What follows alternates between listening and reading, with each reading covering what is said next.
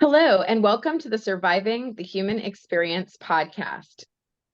My name is Kristen Aurelia, and I will be your host. I am humbled and blessed that you have chosen to be part of the SheWise family, and I am thrilled to be part of your journey. I've dedicated my life to studying, observing, and understanding the many complex layers of human behavior. My experiences, both academic and personal, have shaped my journey, pushing me to share insights, wisdom, and knowledge through my show, literary works, and through community engagement. This channel is a uniquely created space for exploration of topics for all things human experience related. Each episode is specifically designed to explore and discuss topics that play a role or have an impact on our human experience. Topics chosen span across health and wellness, self-discovery, personal growth, healing, and so much more. So join us as we embark upon the journey of awareness, education, information sharing, knowledge, wisdom, and exploration as we continue to evolve and become SheWise. So now for the disclaimer. This podcast is presented solely for educational and entertainment purposes. I am a fellow human being having a human experience and sharing information and findings along my journey.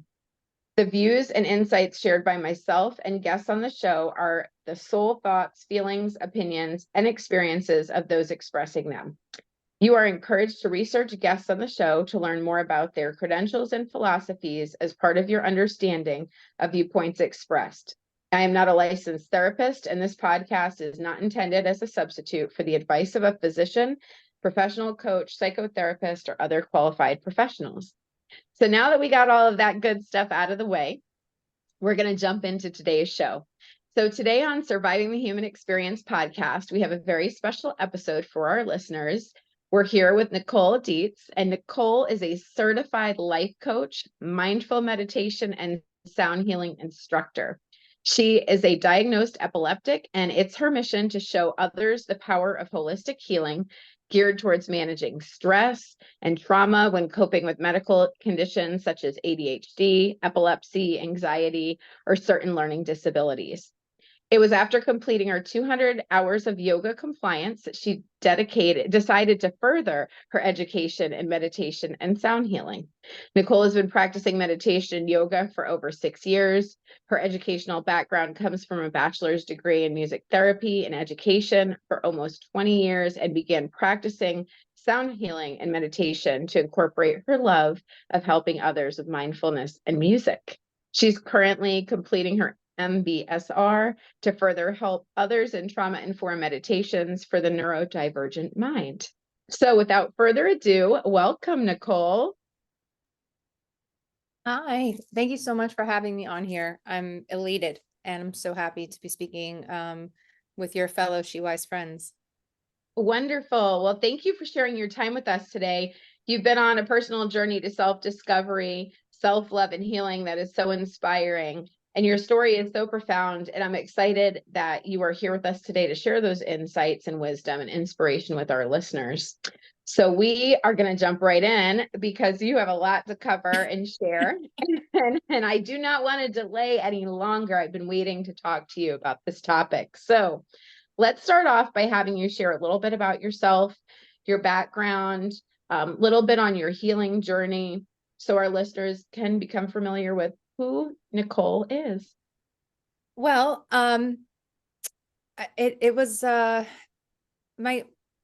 was diagnosed with epilepsy when I was 11 years old, and all throughout my childhood, I had so much resentment, so much hatred for just the wrong people. My spirituality was just out the window. I didn't know where I was until adulthood.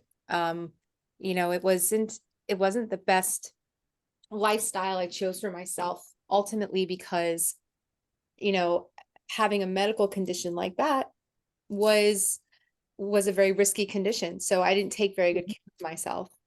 And the blame that I had, blaming other people, the wrong people to blame, made me very depressed, and mind and my anxiety and everything. I wasn't in a good place. I wasn't very happy with myself. And it was a very poor journey that I was on, but I continued to just push through like everyone else does. And it was when I found my ex-husband. I still didn't love myself enough to love him properly, and he was going through a tough time as well. So I think with the rush of wanting to settle down and wanting to find someone to take care of me, it was at that time when I was having my spiritual awakening after the separation, after the divorce, was when my healing journey began. And when I realized I was placing the blame on the wrong people and I was hurting people in return, we realized that that was a time where my trauma was really stemming from me. So the epilepsy and the medical conditions and the arthritis, everything that has stemmed from my physical pain, it was emulating outward to other people. And I needed to take accountability. And that even though these were things I didn't choose to have, I can choose how I portray it and how I can deal with it. And Wow. yeah. So. Wow. That is really profound. You said a few things in there that really stood out. It was the accountability, and realizing, having that moment of emotional intelligence to see how your behavior, your thoughts, your feelings, your experiences are impacting others. Yeah. Not just others, but yourself as well. A lot of times we look at how we're hurting others. We don't even realize what we're doing to ourselves in the process. My goodness. Well, that is intense. So that puts you on the path of discovering all of these modalities, it sounds like, that you're using to not only help yourself, but to help others. Yeah, it was a journey that I started, that helps me realize that, okay, I need to help myself first before I can help others. I love that. Mm-hmm. Wow. All right. Well, we're going to switch gears, and you have talked to me about the term neurodivergence.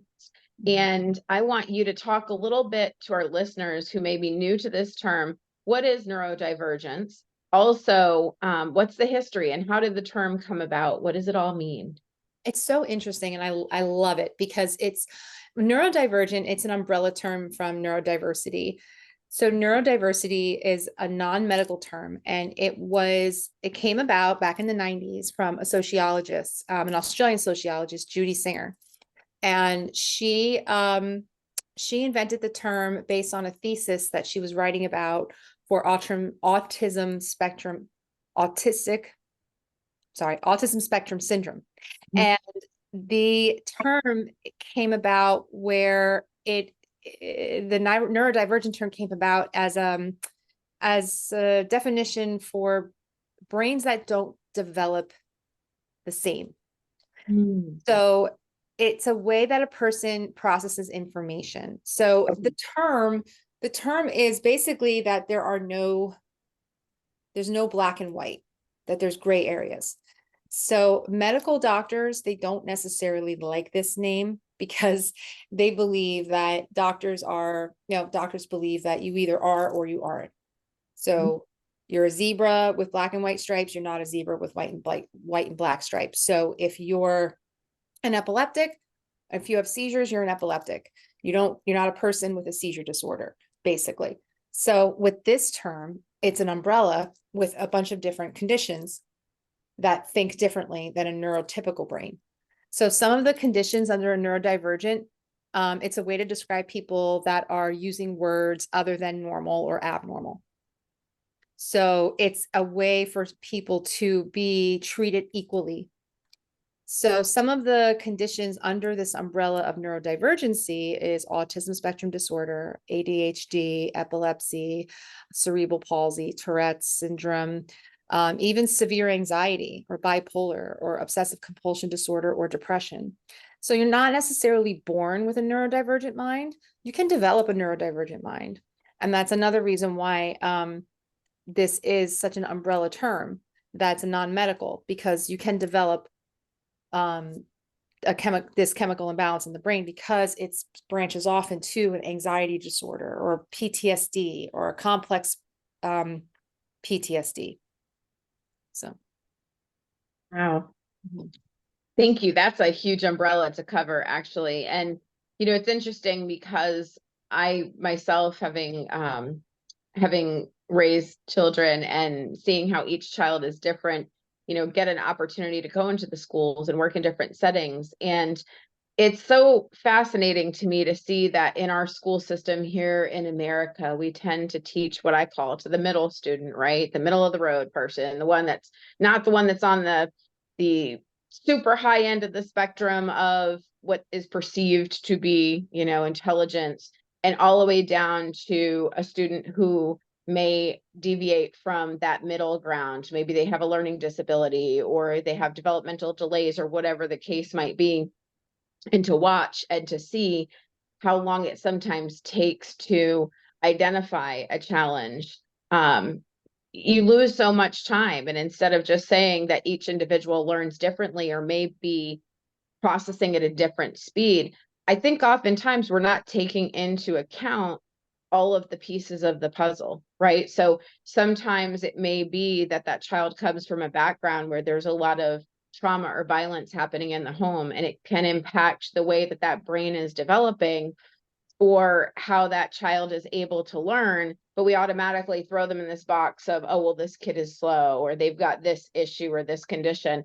And we miss the signals, we miss the clues. And it's so unfortunate to me, to see how that happens and to see how you can have somebody impacted for their life, and they may not realize until they're in their 20s, 30s, 40s, that some of the trauma and some of the challenges they experience stem back to those moments in time, right? It's horrible. It's absolutely horrible.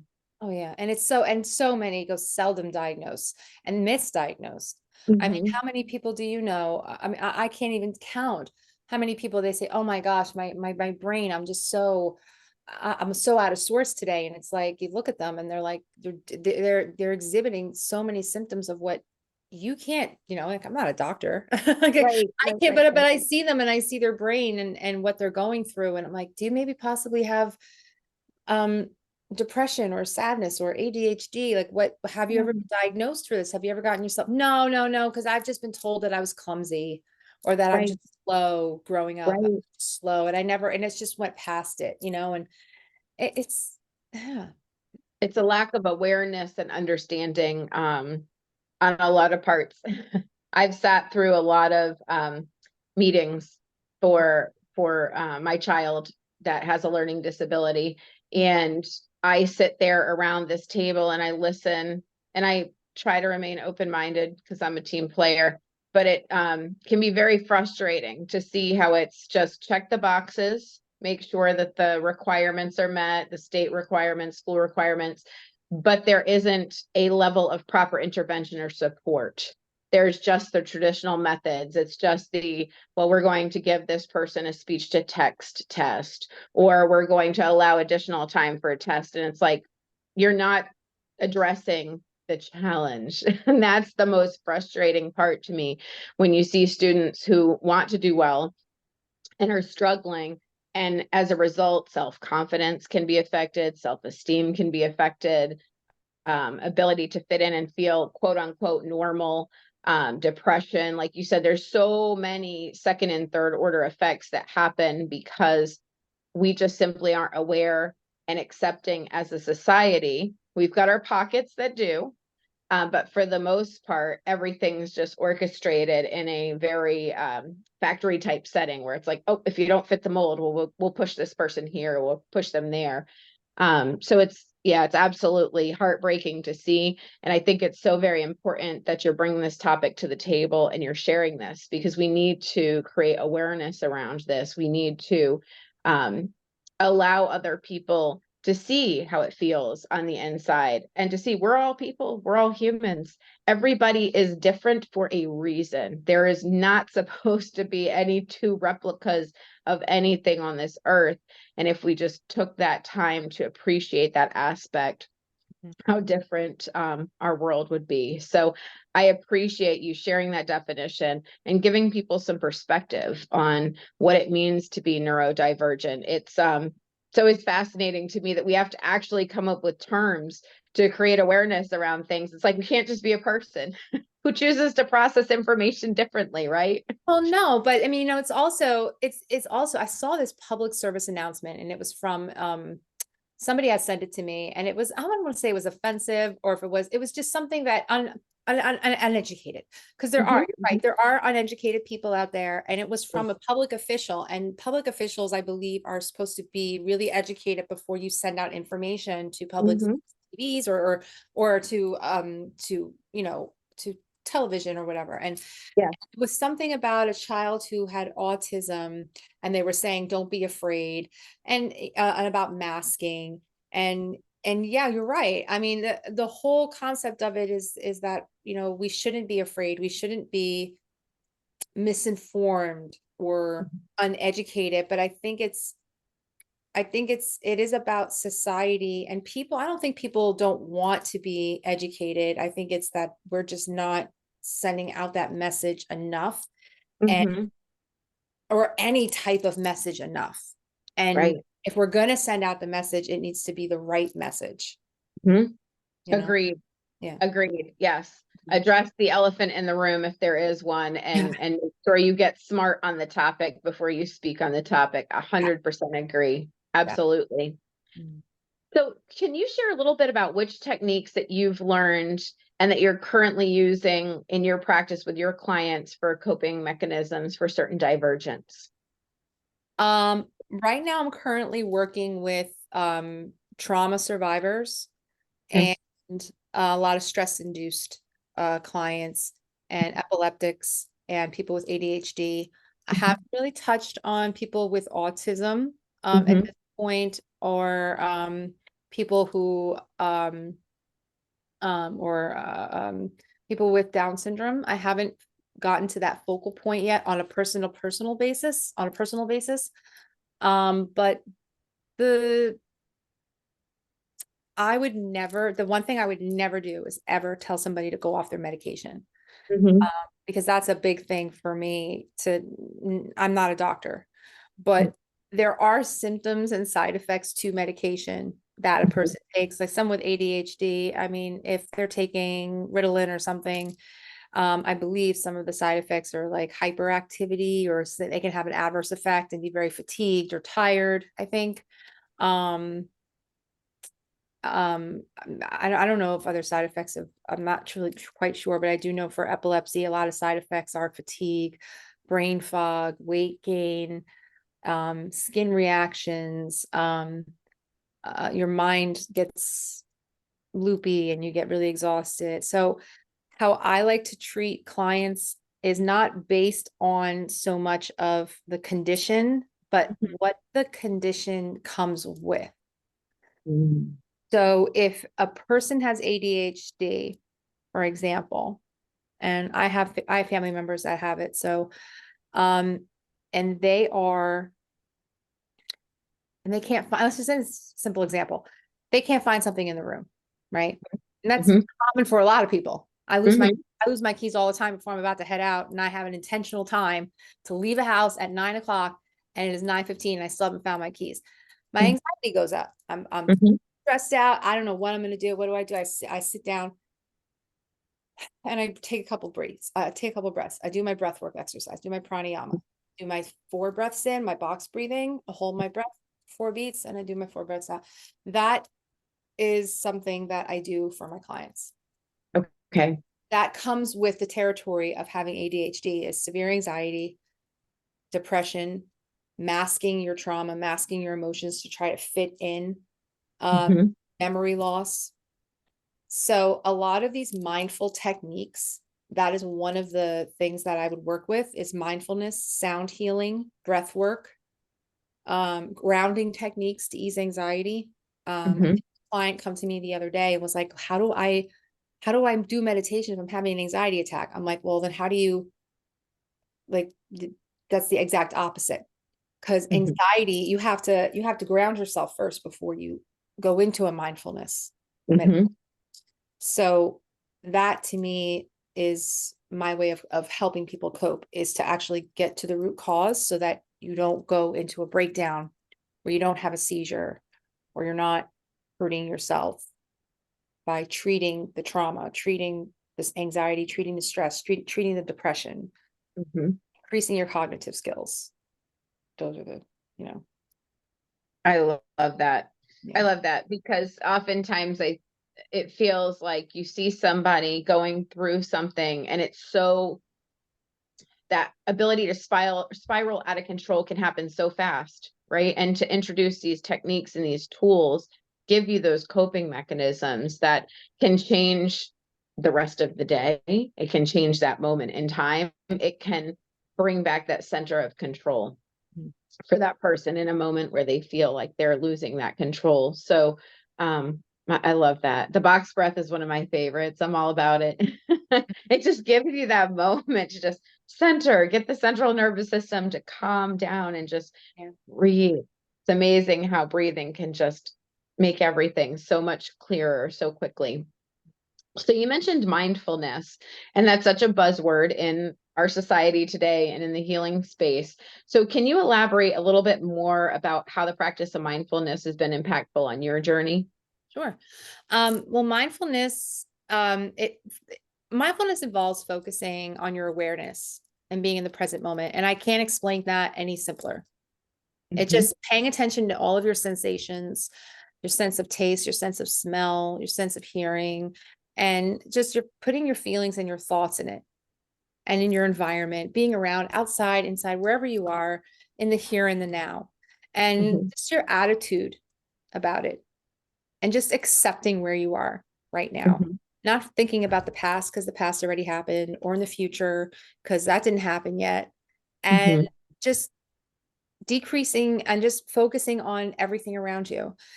The benefits of mindfulness, and which can happen, which can be anything, is improves your relationships, improves your love for yourself, and among many other things. But it is identified as an effective practice.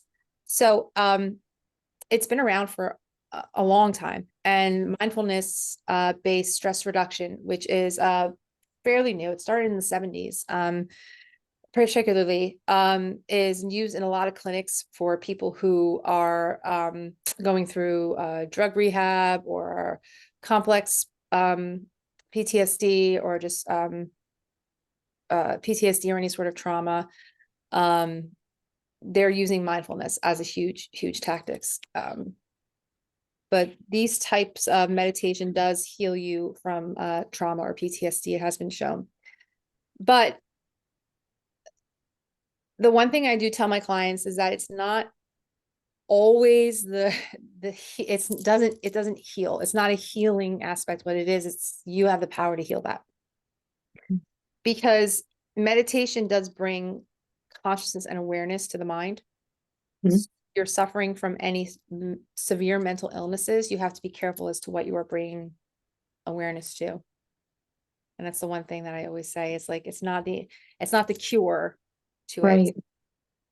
It's right. Awesome. Well, we're going to go to a quick break, and then we've got a lot more to cover when we come back. So we will be back in just a minute. All right. So welcome back. So we have so far talked to Nicole about what neurodivergence is, some techniques and some tools that she uses for herself and with her clients. And we've also delved into mindfulness and how that can help on your journey and how it's helped.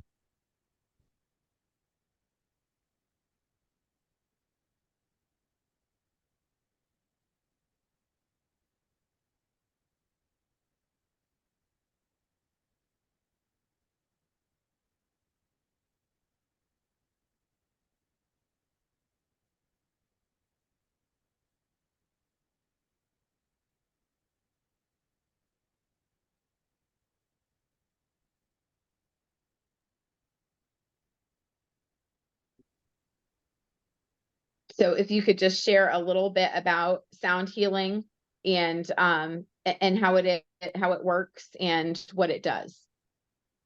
Absolutely. I would love to share some information on sound healing. So sound healing's been around for a very long time. It's actually an ancient wellness practice. It utilizes vibrations and frequencies for healing, relaxation. So It's uses specific sounds and vibrations to influence the mind and the body and the soul. And it brings in a complete connection. If you've ever heard of music therapy, it's sort of what it is. It's the same thing. You use all different types of instruments, but they can go far as back as using ancient instruments. But the common instruments you use now when you do sound healing is chimes, gongs, Himalayan Tibetan bowls, and crystal singing bowls, tuning forks. So the sounds are used in sound healing sessions, in melodious tunes or binaural beats or anything with dissonance sounds, Mhm. consonants, Mhm. something pretty, or it can be like a little bit of clashing. However you feel, whatever the teacher feels that the client needs. So if a client comes in and says, oh, I have some ailments, the healer would feel as though what certain higher or lower frequency would work. So the benefits of it, and there's been a study that it has improved sleep, improved the immune system, reduces chronic illness, lowered cholesterol, blood pressure, accelerated healing and recovery, and increased mental and focus and clarity. So I can give a quick example on the vibrational therapy and what it can do for the mind. Yes, please. So, because I know it's because there is a science behind it, and that's why I love sound healing so much. So our brain has different vibrations as different brain waves. We have our GABA brain waves, an essential neurotransmitter that plays a crucial role in promoting calmness and relaxation. That's our GABA brainwave vibrational release. So the GABA and the glutamate, they work together to keep the brain activity in balance. If there's too much or too little either. So the vibrations may stimulate the GABA neurons, leading to an increase of GABA release, and that is a relaxation. So that would be called vibrational therapy, and that's used for muscle relaxation. So depending on the frequency, if it's too high, it's going to stimulate. So if you've ever heard sound bowls, depending on how fast the frequency is or how high it is or how low it is, the lower the frequency, the lower your GABA neurons are going to feel and the more relaxed. That's the more stimulated it's going to be. So those GABA waves are going to be more at a lower frequency. Those sound bowls are going to be at a lower frequency. So those GABA waves are going to be stimulated. So if you check those increasing gamma hertz, the lower the frequency, the better. So that's just one simple example. That's why you hear different tones to different sound bowls.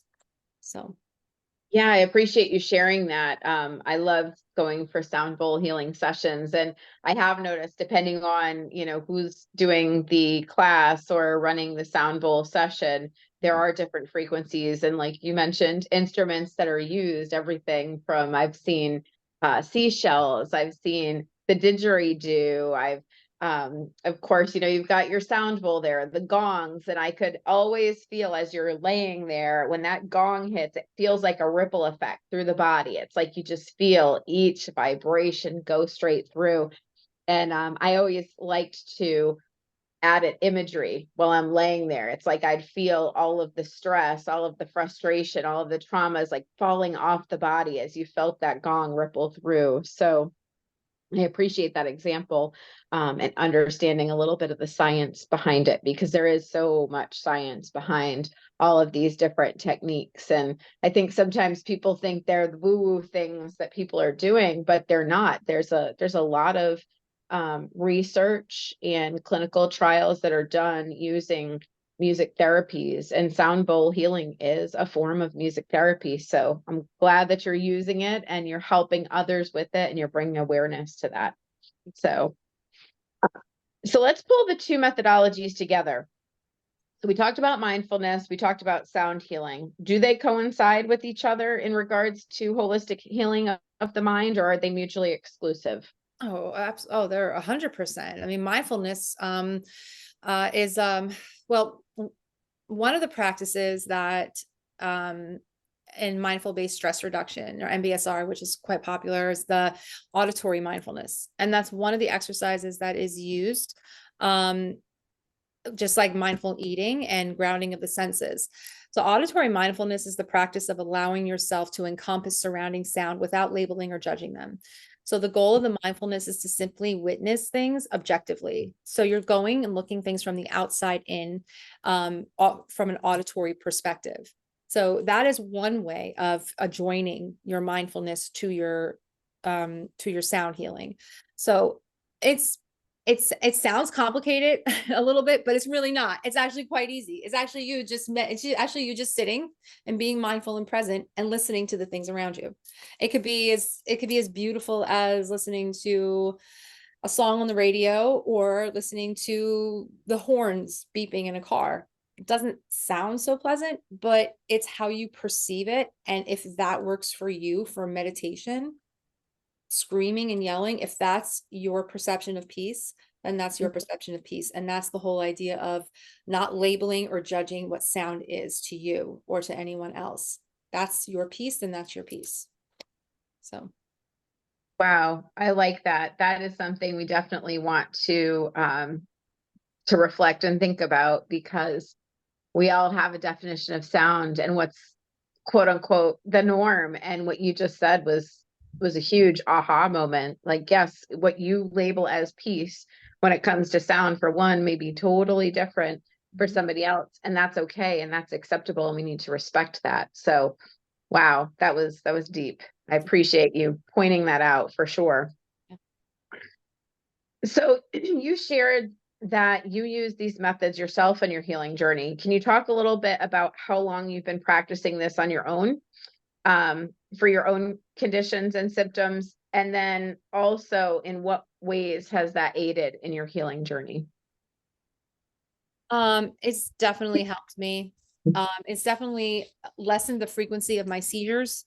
Like I said, like I would never condone people with medication because I'm on medication to help with my condition. But it's definitely helped me reduce my stress.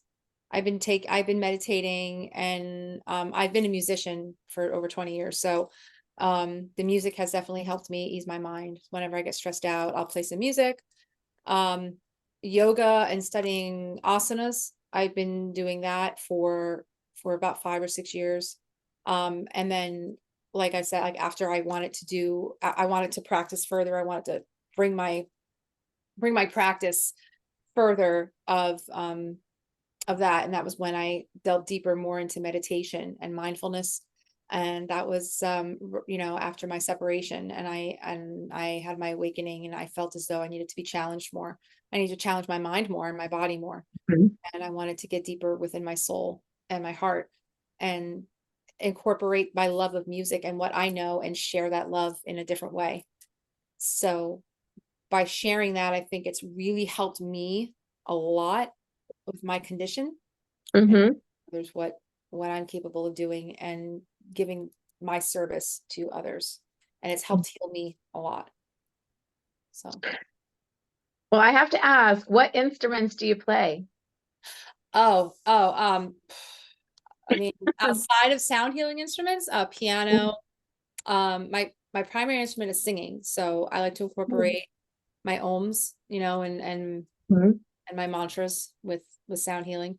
But singing, piano, trying to pick up the guitar, but I'm not so good at it. I'm trying, but Oh. for some reason it's a little difficult. But yeah, I mean, no, just the other instruments, whatever I can see, I can find, I can get, that I makes love it. So you're an all-around musician. You are a yeah, lover of music regardless of the instrument. love of music regardless of the instrument. Yes, absolutely. I love that. Yeah. So have you found in working, excuse me, with your clients that a lot of the folks who are in this neurodivergent category, are a lot of them musicians? Do you see them being very musical and creative in that space? It's so funny that you brought that up because I did have an instance where someone came up to me when I was at the foundation recently. I was at the Epilepsy Foundation doing a retreat, and someone came up to me and I was playing my instruments. She goes, your chimes were off by a half a note. I was like, you Wow. you are perfect pitch. What? And she's like, yeah. And she, yeah. And, she had epilepsy and she had perfect pitch in her. Cause, I firmly believe that, we all have our special talents, whether Mhm. neurodivergent or neurotypical, or we're all special. Like I said, we're all under an umbrella. Right. And, I, I don't know if we're all musicians or whatever special talents we have, but I do believe that as neurodivergents, I think we all hold a special niche, Mm, all hyper focus on something in yes. particular that we hone to, whether it's Yes. art, music, science, math. There's that one special thing that our brain hyper focuses on. Mm-hmm. That's what keeps our brain stimulated. That's my belief. But yeah. Awesome. I love it. Well, it is time for us to go to another break. So we are going to jump to another break and we're going to come back and we're going to finish up. All right. Welcome back. So we've covered a lot of territory so far. We've talked to Nicole about what neurodivergence is. We've talked about some techniques that she's used with clients and things that have assisted her on her journey. We've covered the space of mindfulness, sound healing, using the different frequencies in music to help in the healing journey. And we've really just gone through a lot of different tools and techniques, which I think are helpful across the board for all of us. So I want to talk to Nicole a little bit about her having taken her self-taught wisdom and knowledge and choosing to work with others traveling a similar path. So what inspired you to continue your mission to help others? Oh, that's a really good question. I used to think that my inspiration came from, um, the people around me, like my friends and my family, um, motivating me. But, the more I did it, the more I was in love with what I was building. I just decided it was me. I was doing that, and it was the universe and God speaking to me about where I was going, like the paths that were put in front of me, and who was choosing these paths that were placed in front of me. I was the one choosing these paths. So I was Mhm. my inspiration, like what was going on. And I was serving these people, and these people were giving me the love that, in return of what I was doing by helping them. So I would have to say what was inspiring me was my ability to actually do this. So I was Mhm. able to do these things, like Right. the people around me that I'm helping. Mm-hmm. Like normally what person would say, oh, oh, my family inspired me, whatever. But it's really just the randoms. Okay. Just the randoms are inspiring me. Just Yeah. come across. Yeah. It's interesting that you say that because I found that as well in this space when you're working with others and you're having and it's not always that you're the one having the impact. Sometimes people are having the impact on you and you don't even realize it, right? People Yeah. are standing there talking to you and you're sharing information and insights that you've gleaned along the way, and then they say something that it's like they were put right in front of you for that reason at that particular time, because there was something to be learned on both sides of the street, right? We sit here and we're thinking, oh, we're giving that info, we're sharing, and then it's like, oh, that was a golden nugget that I was missing in my own recipe or my own formula for healing myself. And it's so awesome to see how we're all so interconnected, and just taking the time and seeing how it's not always the people that are in your immediate circle. It's the ones that come to you and are sent to you. I believe they truly are sent to us to help us along our journey.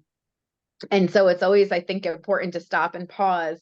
And with that, when that stranger comes up to you or that person is talking to you, to just give them your attention, because you really don't know what message is supposed to be coming through them for you. So I think that's absolutely beautiful that you pointed that out, because I as well have experienced that, and I thought, wow, sometimes you have a closer encounter or experience with somebody you've never met before than you do with the people that are in your everyday life. So, so I love that you brought that up. That's really important. Awesome. So I'm going to ask you, because I know we're almost out of time here, but can you share maybe a few stories of, and of course, I don't want you to use names and don't want you to use specifics of some of the clients you've worked with and some of the successes you've seen as you've worked with them? Just any that stand out or come to mind for you. Um, yeah, there's one client that I had recently. Um, I was doing some work on him, and it was actually a yin class, and we did some small breath work, and it was just a typical yin, and he had got done, and he was like, I'm really not that flexible. I can't do this. I can't do this. I was like, you know what? I'm like, you do what you have to do that makes you happy. I said, because this is not my time. This is your time. It's your time to be here. And we were doing all the breath work, and we were doing all of the whatever. And he said to me, he's like, I just want to be healed. I want to be better. And there was this quote that I read a long time ago. I can't remember. And it said something. I think I have it here. Oh yeah, yeah. And I said it to him word for word. It was a healer does not heal you. A healer is someone who holds space for you while you awaken your inner healer so that you Mm, can heal yourself. And that's by Mariam Hasna. And mm, I had told him that, not word for word, but it was something along those lines. And I told him, I said, I know you want to heal, but that's not my job, is not to heal you. I'm not a doctor. I'm here to guide you in your journey of your healing. You're in pain. I'm here to help you find ways to ease your pain. And he was like, thank you for being so kind. And I love that word. mhm. Kindness is an action. It's what you do. Being nice is how you feel about somebody. Right. And the action of the word, and the word kind in that action, really struck me and really stayed with my heart when he said that, because it was like, okay, I did something for him that may or may not have been done for him in a long time, but he appreciated the words and the actions of my doing. So Yes. yeah. So Yes. mhm, Oh, that's beautiful. mhm. And just to sit with that for a minute and think about the fact that we are guides on each other's journeys. We're not here to do the work for the person. I can't remember who said the quote, but I saw this too not that long ago, where it said healing's an inside job. You have to do the work, right? You have to do um, all of the things. You got to roll up your sleeves and get in there and get in that boxing ring if that's what it takes. But uh, we're here to guide and help others and show the tools and the techniques and the instruments. But at the end of the day, it's on the individual to choose to heal. It's that it goes back to the same thing you mentioned from the very beginning. It's the accountability, the personal accountability. Yeah. Yeah, and it's our responsibility to do the work and to get where we need to go. And we all have the opportunity to experience the blessings of healing. And it's a lifelong journey, right? We can heal one thing today and have something else pop up tomorrow, because we're humans and we go through life and life keeps going. And each day that we wake up, we have a new experience, and that experience can be great, not so great, have an impact in good or bad ways. And we have to work with that and figure out how to move through life, through those experiences. So, well, if you could share one message with our listener, Nicole, what would it be? Um, do not take it slow, I would say. Do not think that you can't be a healer too. We're all healers, we're all healing. I've had people come up to me and say, what makes you any different? I'm not. I just focused on myself first before I started helping other people. And Mhm. I always make sure my cup is full before I can fill other people's cups. And that's Mm, just me being a person. mhm. or even teaching or doing whatever I do. Because if my cup is empty and I'm going out and doing a session, Mm-hmm. I can't do my session because I'm tired and I'm sinking in the ground. So Right. nobody's any different than us. We just have full cups. Fill your Mm-hmm. cup first, and then you can fill other people's cups. So Oh, I love that. That is beautiful. mhm. Thank you for sharing that message, and 100% agree. Especially in today's world, it's easy to deplete your cup, and finding that time to rest, relax, and replenish is so very important, especially in that space, because we don't want to inadvertently impact others by us not having done the work to care for self first, to make sure that we're giving our best version of ourselves to others. So very, very impactful. So thank you for that beautiful message. So Nicole, please share with our listeners how they can get in touch with you if they'd like to learn more about your services or reach out for information, just to connect with you. Absolutely. You can reach out to me by visiting my website, www.mindfulmovementnj.com, or you can go on my Instagram at mindfulmovement1111. Perfect. Well, for our listeners, thank you so much for taking the time to listen to this episode of Surviving the Human Experience. Until next time, be well and stay blessed.